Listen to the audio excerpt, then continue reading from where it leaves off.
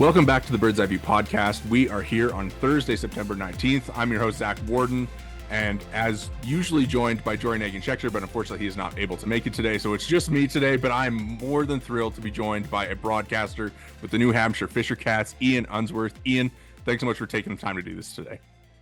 Hey, Zach, appreciate you having me on, man. I mean, Fisher Cats season was the topsy-turvy one. And there were some ups, there were some downs, but overall it was a lot of fun, man. And I'm looking forward to recapping it.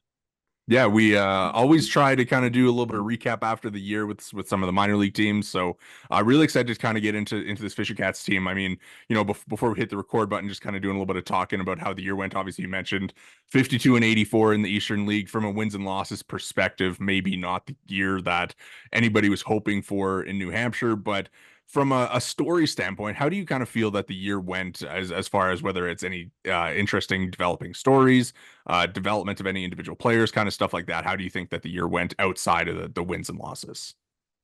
I think to put a label on the season would be a disappointing one, because at the onset, first couple weeks, we thought this team was really going to contend. Just like they did in Vancouver last year, you got the majority of that roster, high A Northwest League champions transplanted from high A to double A. And you see the start in Binghamton, you win a couple gritty games in the snow, you come back and you pound Somerset, who's now a game away from reaching the Eastern League Championship as we record this on Thursday, September 19th. We thought at the beginning this team was going to be tough, and what we didn't really see at the beginning was the fact that it was young. This was a very young team, whether it be the guys that are playing in double A for the first time and littered all over your starting nine, or your pitching staff that is getting its bumps and bruises in double A. And I think that was more visible at the beginning as you go against some experienced hitters. But as the season went on, I think the youth started to shine through and guys began to take those bumps and bruises a bit more. And being this was my first season in the minor leagues, sometimes at first you see a guy succeed and it's like, oh, wow, he's really meant for this. And then as they talk about in the bigs, they talk about it in AAA, after 5 to 10 games, they get a scouting report on you and it's, oh, this is how we have to handle a Gabby Martinez, or we can't throw Garrett Spain anything down and inside because he's going to hit it out. So once teams started to figure out the scouting reports, figure out how to solve the Fisher Cats, I think that's when, things went a bit downhill, which is a bummer because especially at the beginning of the season and even throughout, you saw flashes, you saw pops, you saw guys have great months, and then it just didn't last. Yeah, I think one thing too, excuse me. I mean, kind of with some of the more, I mean, you want to look at prospect lists and whatever, but I mean, like losing the likes of Josh Kasevich and losing the likes of Alan Roden and Trenton Wallace kind of over the course of the season, it is kind of tough. And obviously, maybe those moves come after they'd lost a handful of games, but still kind of tough to lose those guys from a wins and loss perspective, because those are, key contributors to a roster and stuff like that. And of course, it's the life of being a minor league team that guys are going to move up when they perform well. But is there kind of any players that you think are kind of the story of the season for the Fisher Cats? Well, tracking along with the story of the season, maybe not necessarily, but in terms of guys that individually stood out offensively, you look at the numbers, Rainer Nunez is the first name that pops. Leads the teams in home runs. Yes, it's only 12, which in past years would be a maybe 5th or 6th place finish in the home run race. But home runs across the minor leagues, whether it be the Eastern League, the Southern League, Texas League, or down this year. So I don't know if that's an overall trend thing or maybe that's a concerning number for Rainer, but at the end of the day, the pop, the power is there. This was in batting practice, sprayed home runs, left, center, right. In games, exit velocities over 110 miles an hour on ground ball singles, let alone balls to the gap and home runs. I think the most impressive thing I saw from Rainer was even before the season started. This was on our media day. So like mid-March, guys first show up. They've already spent 3-4 weeks at the complex. Rainer steps in against one of those pitching machines that just zip in fastballs, and it's about 40 feet away from the plate. Rayner takes the plate, moves it up 20 feet, and then proceeds to just Wow. hit fastball after fastball. And guys looked at me and said, that's coming in at about 105, 110 miles an hour, at least to Wow. where, the eye time that he has to react to it is that fast. So he's got so much natural pop and so much power. And over the past years, it was, can he really make it work with everything else? And this year, talking to coaches, the words that kept coming up over and over again were improved swing decisions and improved maturity. And it really looked like, not only as a hitter, but as someone who was a super positive clubhouse presence, always smiling, always bringing good vibes to the team. Rayner really took steps. And we got to, I mean, we met his little kid, who's the most beautiful child. And Rayner plays the game with a joy that I think partially comes from the fact that, he loves baseball and he grew up with it. And this is so much more than he could have ever dreamed of. But also the fact that he is, he feels like he's an adult now, and it's time for him to carry the load. And the other cool thing is Rayner told us in April that he would have a terrible April, and the numbers checked out. He hit under 200. So you frame that within the context of his entire season, where he hits almost 280, has almost 30 multi-hit games, leads the team in home runs, plays almost 100 games, and has over 100 hits, all while hitting under 200 in April. Those are really impressive numbers. Yeah, I think it's really impressive just kind of looking at, kind of the increased walks, the decreased strikeouts. Like the OBP was like a career high for him as a professional. So I think like it's really great to hear that, the coaches are kind of pointing out those swing decisions and kind of those things that you want from a hitter as he matures through the minor leagues. And like you mentioned, like his last 20 games or so were really, really good. I think he was like almost had a 900 OPS over the last 30 or so days. So really, really good to hear for him there. And yeah, I think probably obviously he stuck around the longest, but a really good story there. And hopefully he's able to move up to AAA next year and kind of continue that with the Bisons for sure. One guy I did kind of want to get your opinion on it. Another guy who was kind of there for the most of the year and kind of consistent presence in the lineup, kind of given a little bit of speed, a little bit of power, was Devontae Brown, and what you saw from him this year, and if kind of what you would describe him as a player, and what you think can kind of be the ceiling for him going forward. Well, it's kind of important to start with, what were Devontae Brown's expectations coming into the Blue Jays organization and coming into this season? And the Blue Jays took a flyer on him, to be completely honest. He was the only player to not get drafted out of that fantastic North Carolina State team. And the Blue Jays were the only team to offer him a free agent contract. And then you look up in May, and he's hitting the cover off the ball. He's got a 10-game hit streak. He's bopped multiple inside the park home runs to start the season. You're like, whoa. Where, he only spent a handful of games in Double-A last year. I think 4 of his 14 hits were home runs. So cool. But at the same time, you don't really know what you're going to get. And early on in the season, whether he was getting fastballs, whether it was off speed, he was on time, and his swing looked so good. And when you watch it up close in a BP sense, his swing is effortless. It's like, you ever watch the best golfer hit a golf ball? It does not look like they're swinging hard. They just have so much natural torque and momentum that the ball just goes. Same thing for Devontae during BP. It doesn't look like he has to swing hard, but he's got so much mass and so much torque that he could generate that the ball just flies off his bat. And during May, you saw that. Even if he was a little ahead on an off-speed pitch, he still had the strength and the swing power and the torque to get that thing going. I think later on in the season, it just starts to fade for him a little bit. His timing gets off, right? And he gets more off-speed pitches. I think a heavy diet of off-speed as we got deeper and deeper into the season contributed to those high strikeout numbers.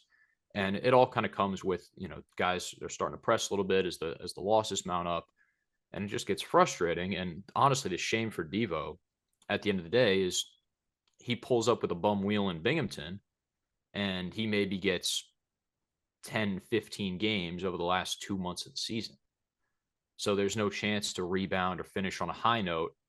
And he was always positive. When we saw him, he was always smiling, always willing to chat, even though he was going through, a rehab process and stuck on the sidelines for probably the last month and a half.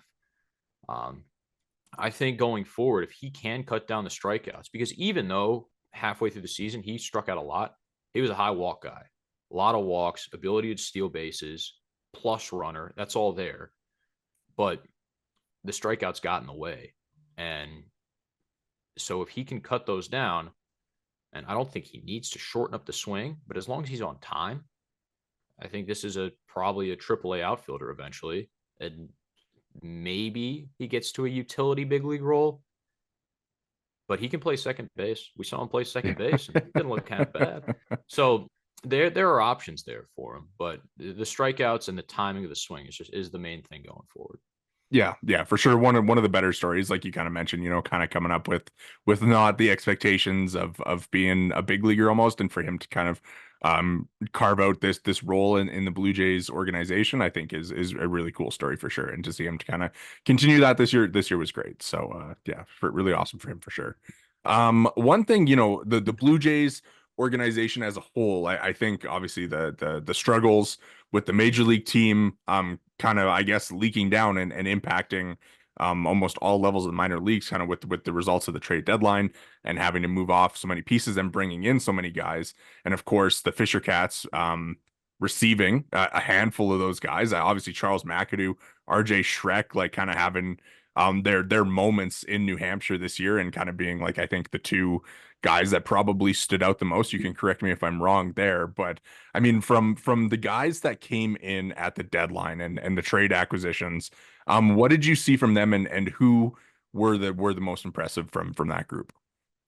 I think we should also, sorry, I think we should also mention Braden Fisher, who was a pre-deadline trade, but that was really the sign of things to come for the Jays. And Fish was with New Hampshire for about a month. After 2-3 outings, he really got it figured out, and boom. After 3 weeks in double, he was sent to triple, and it seems like he's going to get a crack at the 40-man in the big league roster rather soon here. When it comes to the deadline guys, I think McAdoo and Schreck are usually the first two names that come to you. Charles was stationed right away at third base, and looking at his game log from Bradenton, looking at his game log from Greensboro, Altoona, they kind of moved him all over. But it seems like the Fisher Cats and the Blue Jays as a whole are very content with this third base defense. And honestly, I think they're right. Dude's got an arm on him. He shows the ability to throw on the run, especially going to his glove side, which is super important for a third baseman. You run across the shortstop's face, cut that ball off, and you have to get that thing to first. Charles has no problem raising up and doing that. So he looks comfortable there, and I think that's huge because as we've seen at the major league level, hopefully he gets there eventually, it doesn't seem like they're very comfortable with playing Vladdy at third base. And then other than that, it's just, all right, we're filling in the cracks. We're filling in the cracks. Who's going to play third? So getting someone on the deadline that has pretty crazy pop when Charles connects, he started off a little slow, goes to Reading, hits back-to-back home runs, and just immediately goes on a little hot streak there. But when he connects, it's really good. And it's a cool swing to watch. There's a couple bat waggles, and then he just leans into his backside and goes after it. So when he connects, it's really good. I don't know if he's going to be a Christian Campbell type meteoric riser, but starting the year, he was barely on the Pirates prospect radar. 2 months in, he's 14th in the Pirates system. And now here he is, number 8 on the Blue Jays top 30, if you're looking at MLB pipeline. So there's definitely more to come for him. More development at third. I mean, I think even more from a hit tool perspective, it's going to keep getting there. And the sky's the limit for him. Both these dudes, McAdoo and Schreck, are also great clubhouse guys.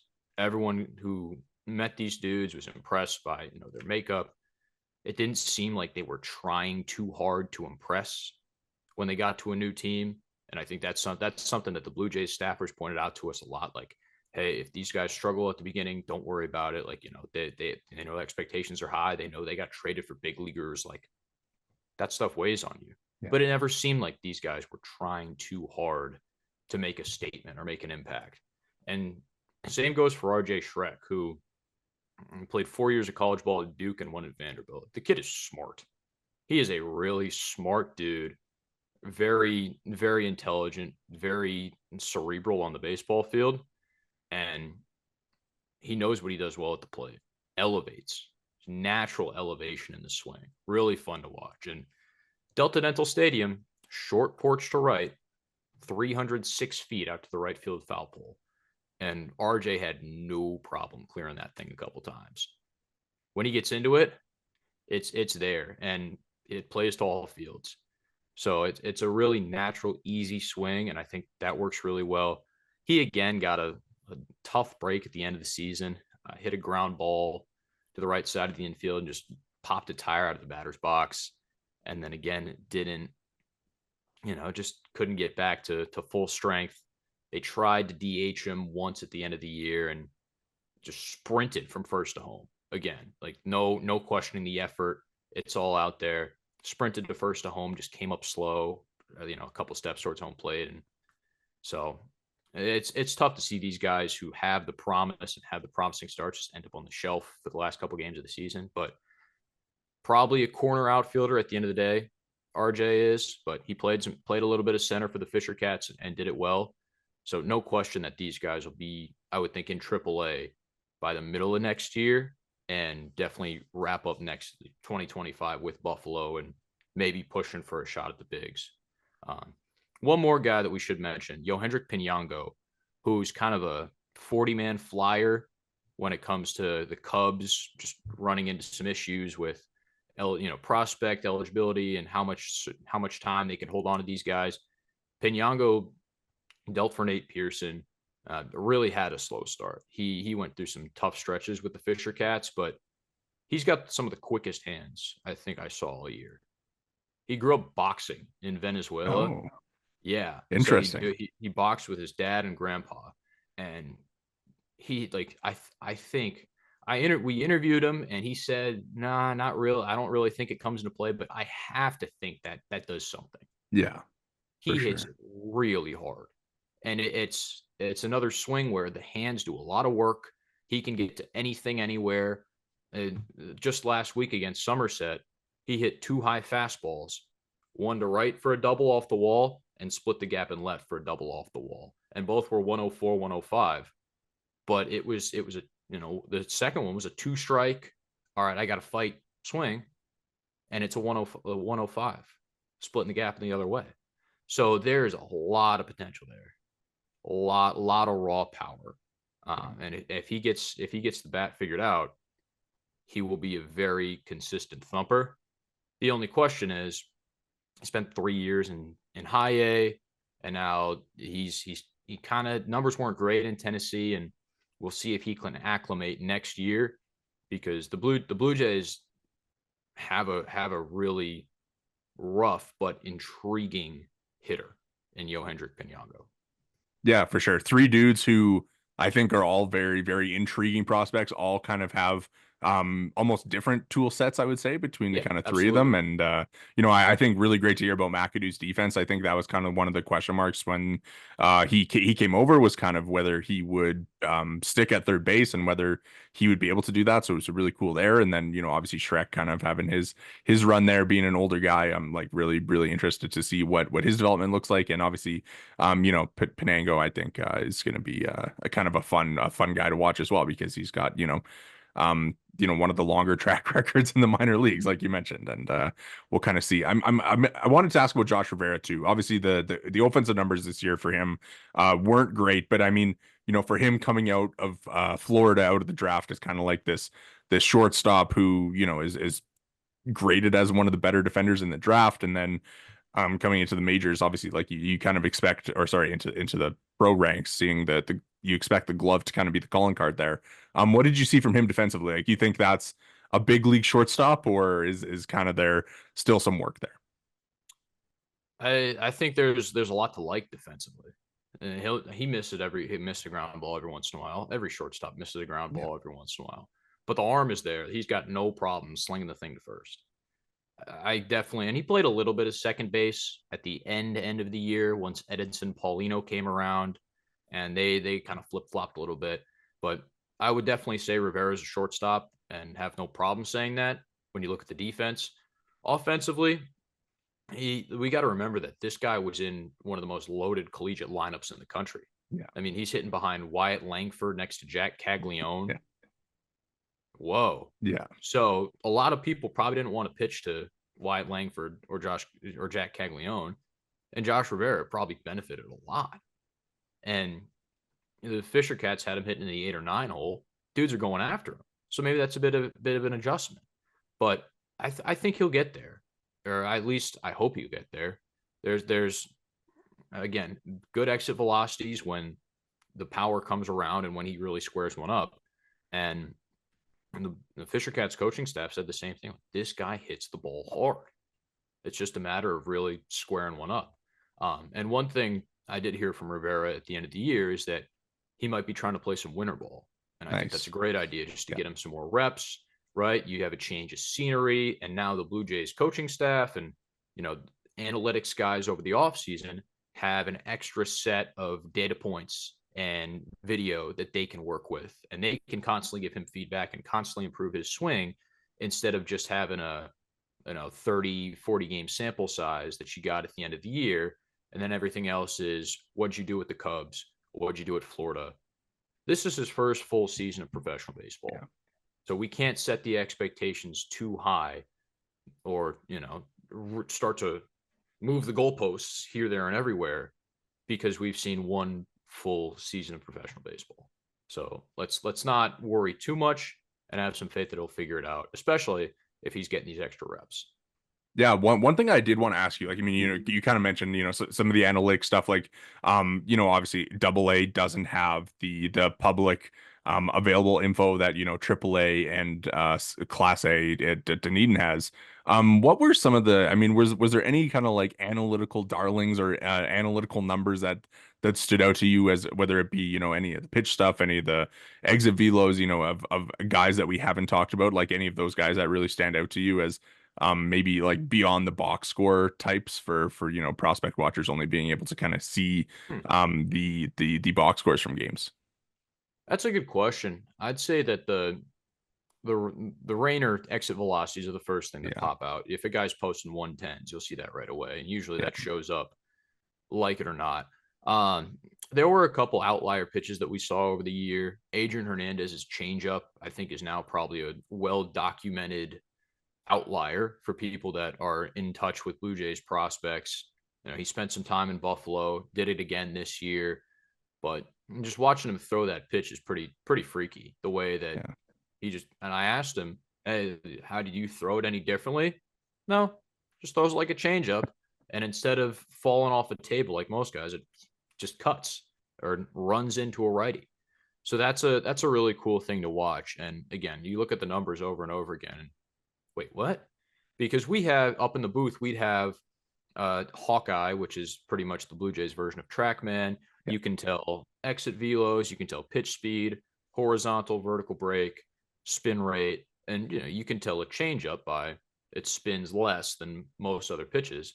And then Adrian Hernandez steps up and he's throwing a changeup about 200 RPMs, and you're like, is that a screwball? What?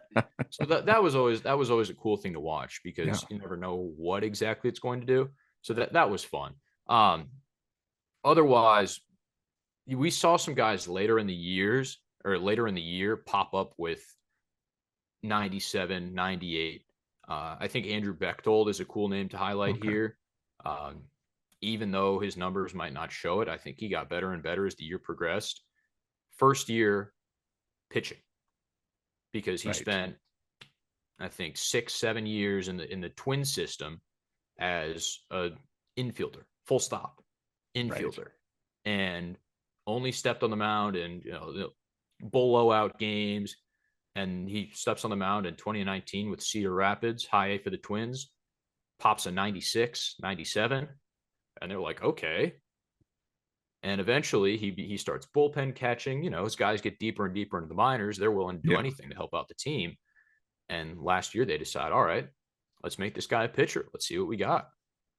And this year, some of the stuff got hit, but when the stuff was on, it was really on.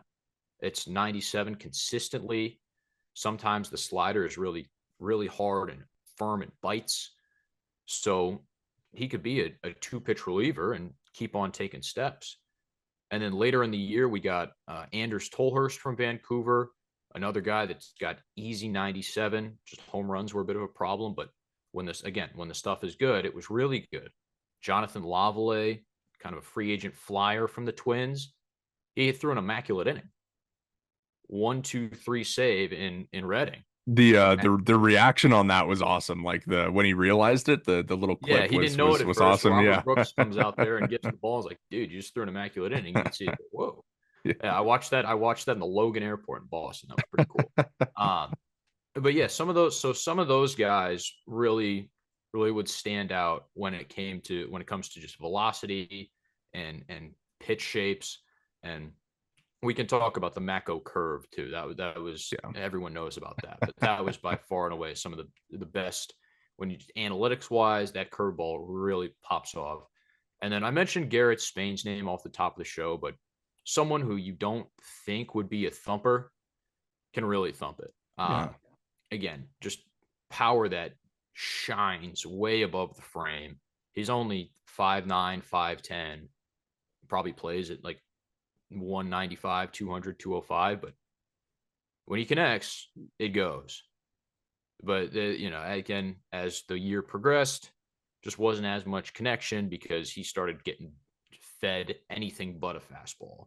And if it was a heater, it was up and outside, and tough to touch in your first full year of Double A. But there's a lot to like there when you watch him in batting practice, when you watch him in person, and also just a great human being. So a couple names there that aren't really on the top 30, aren't anywhere close. But if you see these guys in spring training, you're like, hey, now, Yeah.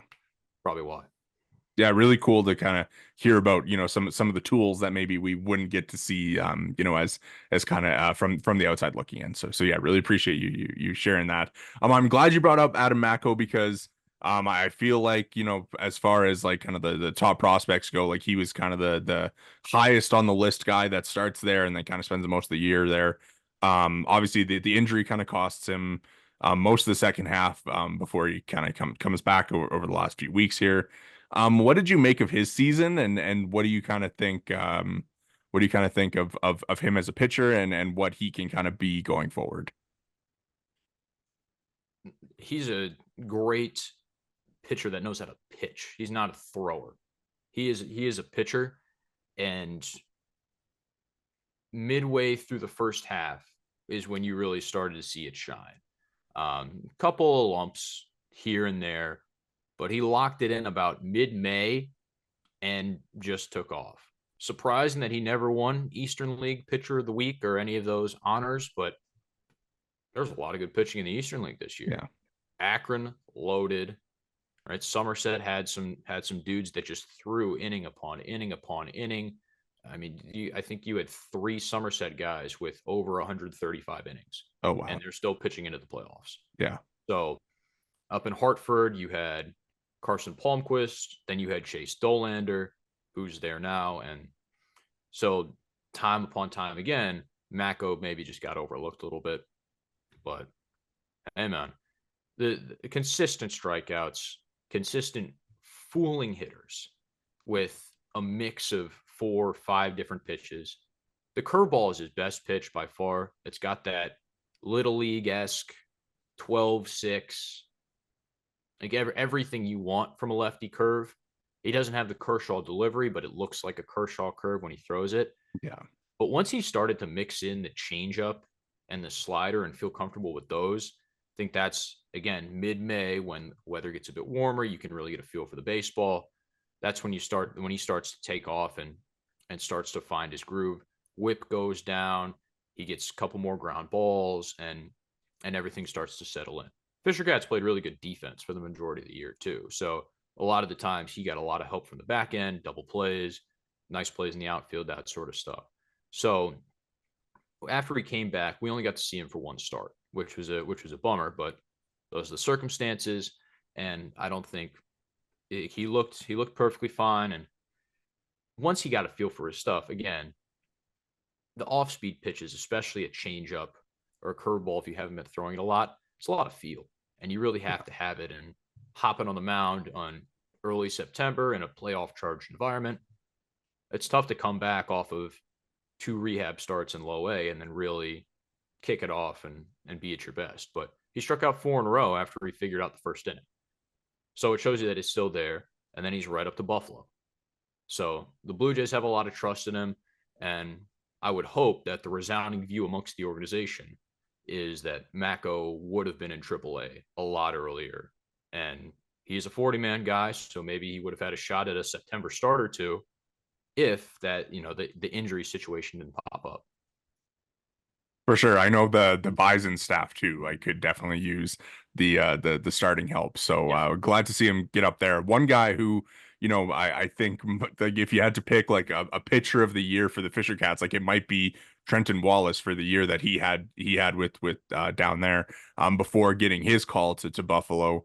Really just like a funky pitcher, but he gets the results done. He's not throwing, a 98, 99, but he's getting the job done. And we kind of seen that success at throughout his minor league career. What did you kind of see from him? It's 88 to 89, 91, 92, but it's always where he wants it to go.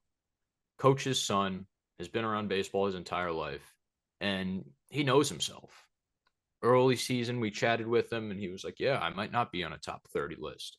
I might not be throwing 96, 97 and striking guys out all over the place.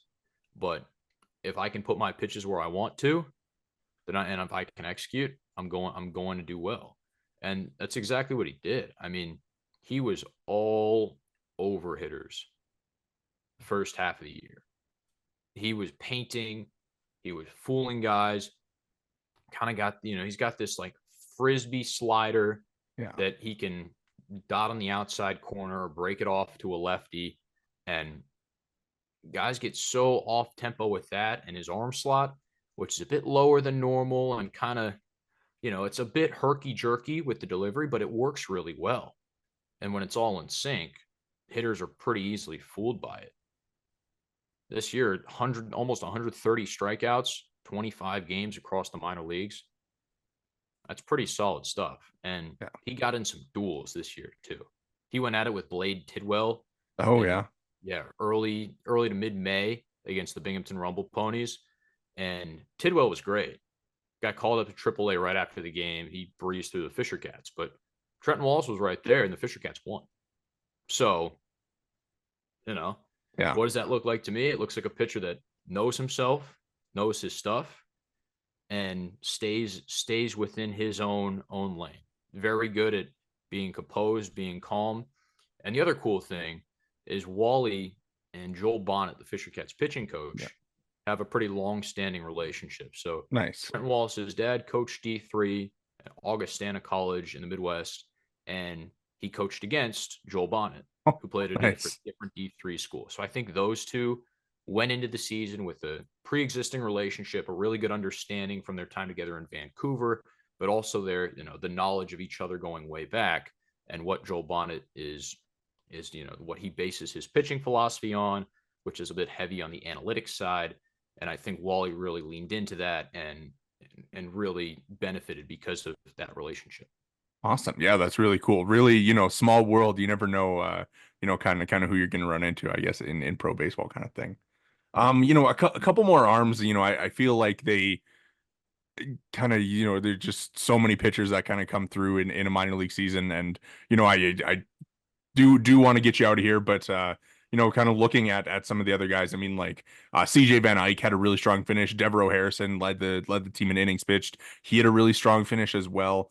Ryan Boyer was really good. TJ Brock, I mean, he's I believe I've seen that he's going to the Arizona Fall League. Any of those guys like kind of stand out to you as what can happen for them, whether it's in the next couple of years or kind of way down the line, if any of those guys stood out to you this year? CJ had an up and down year, first year back from injury, and they had him piggybacking with Trent Palmer at the beginning of the year. So I think he went through a lot of different role changes. And while there were some times when he shined, there were some times when he struggled. And I think it's fair to say. And I think some of that was the role change. You piggyback, then you're a full on, you're going to go starter. We're going to let you ride.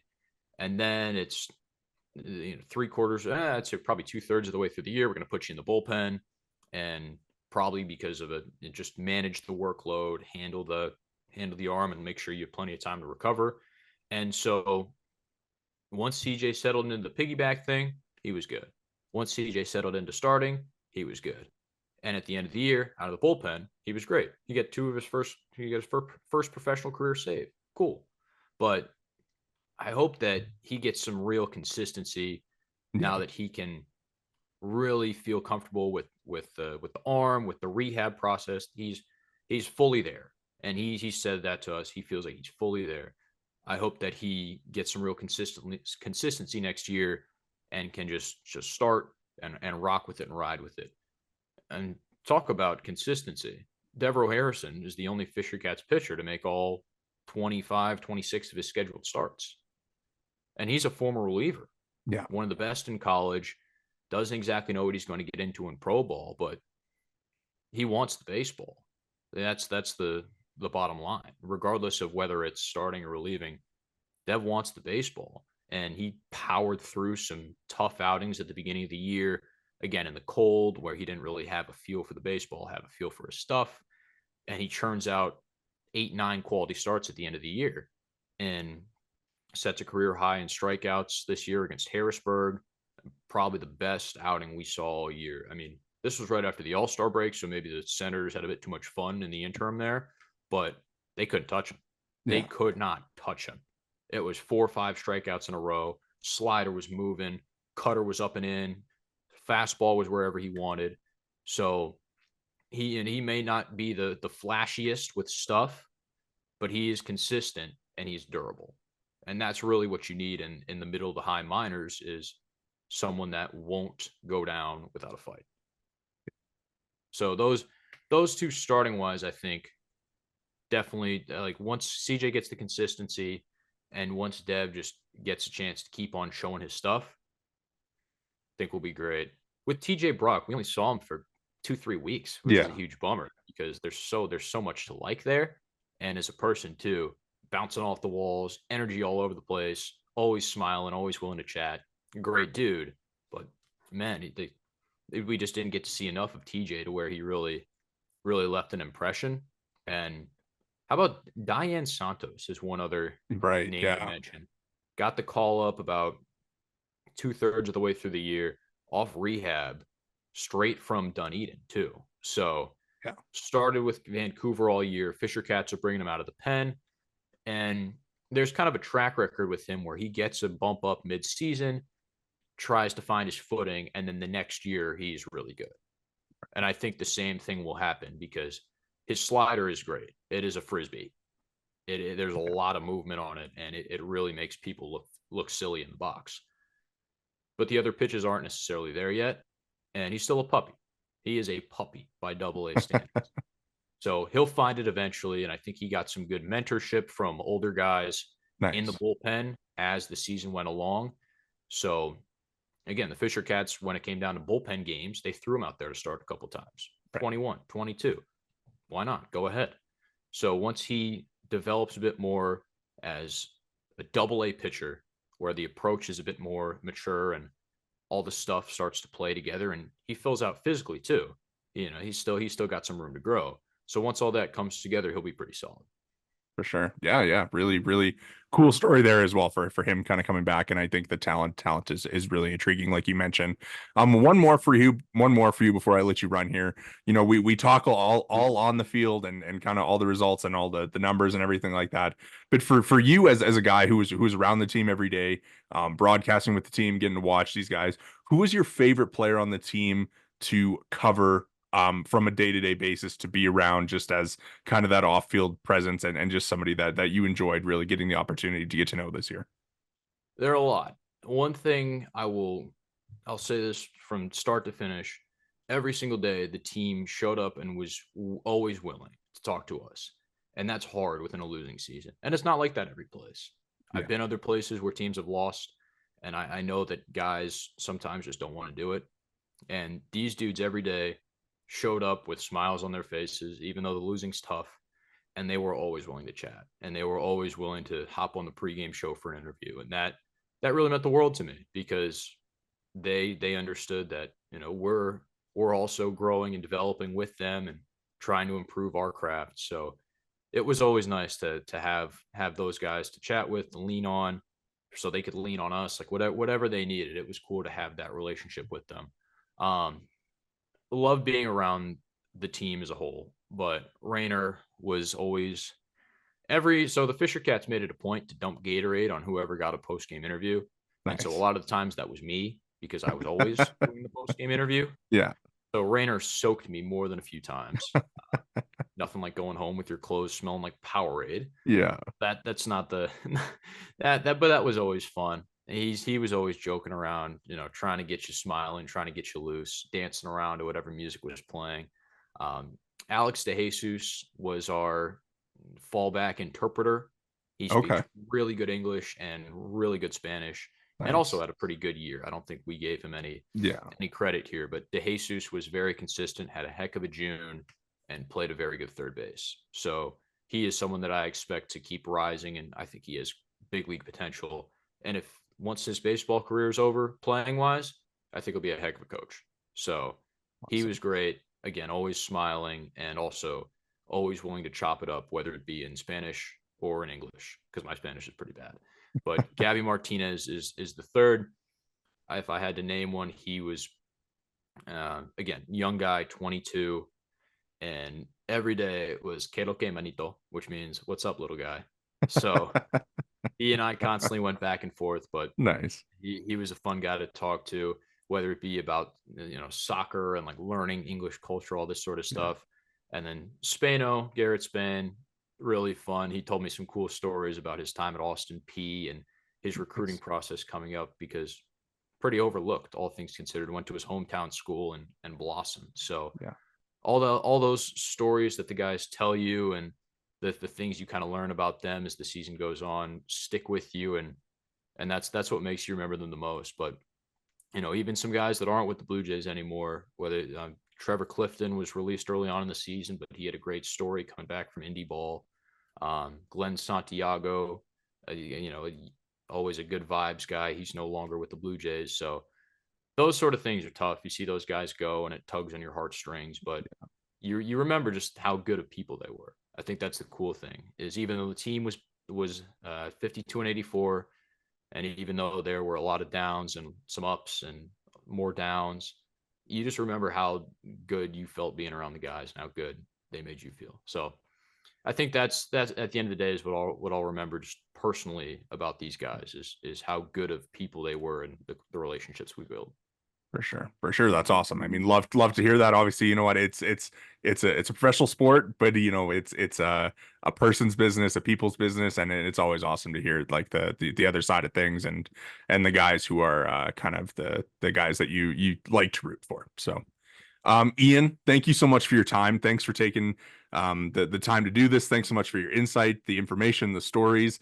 Congratulations on an awesome season. It was great to listen to the broadcast, listen to you and Chris. Really enjoyed getting to watch the team, even if it wasn't the winningest of clubs this year.